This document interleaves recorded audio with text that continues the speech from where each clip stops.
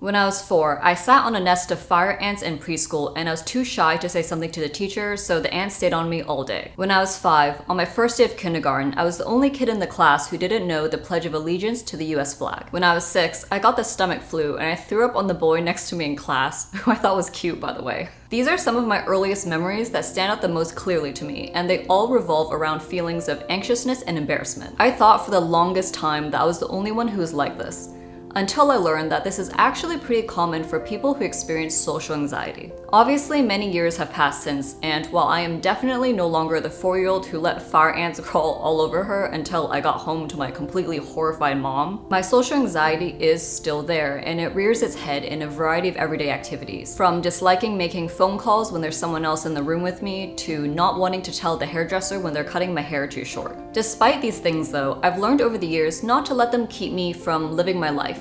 And eventually I became someone who puts their hand up in the air to speak, who can go to court and argue, and who will go traveling solo, which I happen to be doing right now. Today, I want to talk about some of the things that have really helped me manage my anxiety. And while I'm at it, I'll also show you some of these social anxiety-inducing situations that I have to face while traveling solo. That's even more awkward. First off, there is actually an evolutionary reason as to why social anxiety exists. Humans are social animals and designed to live in a group that relies on one another to survive. In humanity's early days, a group that got along had a better chance of surviving than a group which had internal conflict. So in order to get along with others, a level of social anxiety or social awareness is required. Enough to be conscious of how others perceive us and act accordingly. Plus, if you acted like too much of an asshole that threatened group harmony, then you would get banished or shunned, and obviously that made survival for that individual much harder. So clearly, there's a good reason why we're wired to be aware of what others think of us. It's just that difficulties arise when you have a little bit too much of it. I'm going to start off with the thing that I used to struggle with the most and that I still need to pay the most attention to. And that's not avoiding situations that give me social anxiety, or using distractions as a means of avoiding that anxiety. I used to do this so much that Lloyd and I have a joke about it. We call it my "don't think about it" mode, in which I would basically diligently avoid thinking about or dealing with some situation that gave me social anxiety. As I mentioned, I'm traveling by myself right now. It's actually my first time traveling alone, and I'm in Taipei, where the primary language is Mandarin, and my Mandarin is not very good. I am here to see a couple of friends, but I'm not with them most of the day, which means most of the time I need to communicate with people myself, whether it's ordering food or getting directions. Although I have really been wanting to make this trip, I did feel resistance towards actually doing it because I knew if I came here, I would need to spend quite a lot of time every day talking to strangers in a language that I'm pretty uncomfortable speaking and that I would probably mess up a lot, which I do, but more on that later. At the same time, I knew that not going on this trip meant that I wouldn't be able to spend quality time with one of my closest friends who moved here 3 years ago. And that's the thing. While avoiding these uncomfortable situations means that you'll feel better because you don't have to deal with it there and then, that's only temporary. Long term though, what avoiding is your brain telling you that you can't handle or deal with something in an effort to protect you from the thing that seems so risky or scary. The problem though is that that keeps you from gaining the experience of learning that that situation wasn't that bad after all, or that you could in fact handle it even if you didn't particularly like it or it didn't go that well. And I don't know about you, but whenever I stop avoiding something, it always feels like a weight has been lifted off my mind. So what happens is that those things I'm avoiding will end up accumulating in the back of my mind, and that ends up creating, you guessed it, more anxiety. That leads me to my next point, which my current experience of traveling solo has really reinforced, and that's that action comes before confidence. Like I mentioned, my spoken Mandarin isn't very good. In fact, it's crap. On my first day in Taipei, I wanted to go to the coffee shop downstairs from where I'm staying and order a coffee. I dragged my feet and put off going downstairs for over 20 minutes because I felt a lot of resistance towards going down and ordering a coffee in a language that I'm not good at, and I felt like I wasn't ready to do that because what if I mess up? What if I make an idiot out of myself? Fun fact, I did actually mess my order up. I spoke too quickly and too softly because I was nervous, and I also didn't notice that there were 2 coffees both called Champion, so I ended up with a latte instead of a black coffee. And when I realized that shortly after I left the coffee shop, I didn't want to turn around and go back to tell them that that wasn't what I wanted. But because I got that experience, I learned what I did wrong, and I also realized, oh hey, That was uncomfortable, but I could do it, which means I could do it again. So after that, I decided that I would try ordering everything on this trip in Mandarin and just using it generally whenever I could. Believe me when I say I've definitely messed up a lot, but fast forward to day 3 and I can now correctly order my drinks and food in Mandarin, and while it's still not nearly as comfortable as if I were to speak English or Cantonese, it's still a lot better than on day 1. And that's the funny thing. A lot of the times we think we'll be ready when we're no longer anxious and we therefore feel ready, but it's actually reversed. The confidence to do something actually comes from getting started when we're still uncomfortable and don't feel ready, just like me trying to order that black coffee and failing on day 1.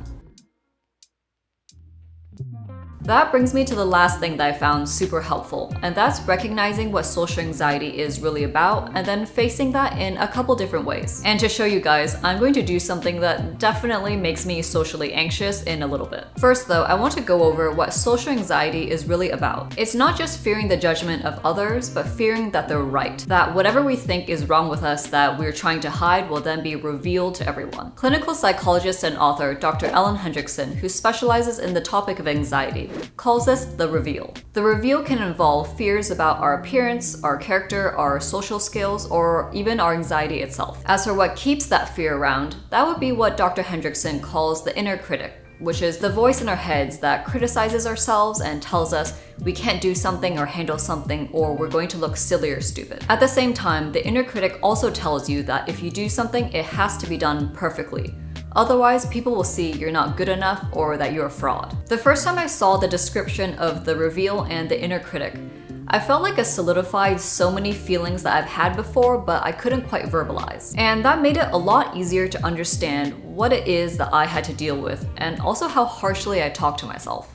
Okay, so back to the thing that I need to do, which gives me social anxiety. I need to get a photo with myself in it for the thumbnail of this video. But today, I don't have anyone to help me, which means I'll probably have to ask a stranger to do it. And if you have social anxiety, you know that this is not a fun task. It's one that makes you squirm inside. When I realized that I needed to do this, immediately my inner critic was like, don't put yourself out there like that. Find another way because you're going to inconvenience people, or people are going to think you look silly or vain. You get the picture. Even as I'm sitting here talking to you guys, I'm battling my inner critic, and it's making me hesitate to go out the door and actually do this. So how do I face this inner critic? Basically, there's 2 approaches that Dr. Hendriksen talks about in her book, How to Be Yourself. The first is to challenge the inner critic and be specific about what exactly it is that's giving me anxiety, because anxiety is actually often pretty vague. In order to get specific, I need to ask myself a few questions, starting with, what's the worst that can happen?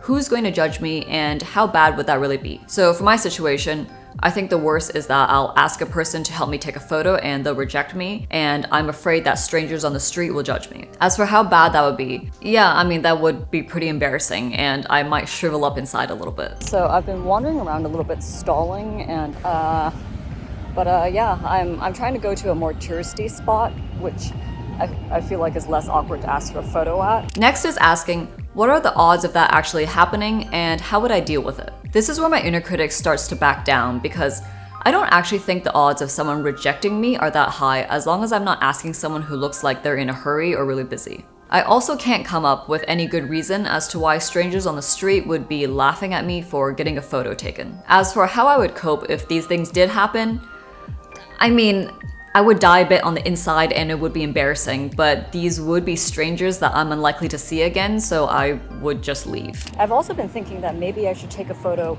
with a stranger to demonstrate my point, but that's even more awkward.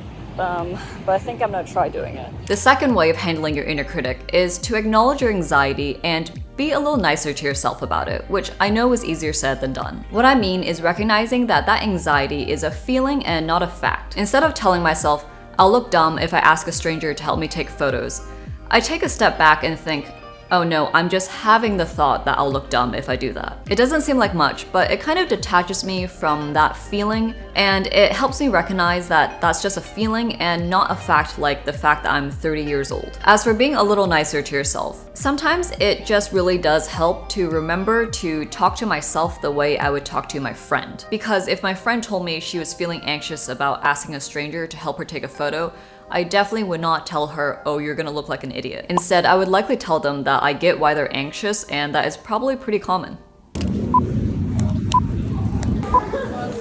Hi, sorry to bother you guys.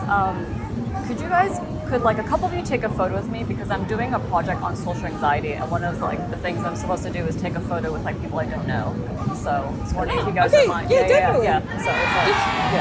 Just Let's do it. tell me what I gotta do. Can I get the photo or the camera to you, maybe? I did it. As you can hopefully see from my experience, the things that really helped me weren't about treating my social anxiety like some problem or part of me that I just need to get rid of. It's more about acknowledging that it's there and not judging myself for it, and also learning to still go ahead and do the things that I want to do even when I am feeling socially anxious, which in turn had the funny effect of reducing my anxiety in the end. And one last thing that I want to mention, since I've also talked about the fact that I'm introverted on this channel, and that's that while social anxiety and introversion frequently get lumped together, they are two different things. There are introverts who don't experience social anxiety, they just prefer to spend more time alone or in small groups, and not as a means of avoiding situations that give them social anxiety. Likewise, social anxiety is not exclusive to introverts. There are also extroverts who experience social anxiety. If the topic of introversion happens to interest you, check out this video I did before talking about my experience of working as a lawyer for over 6 years as an introvert, and I'll catch you guys in the next one.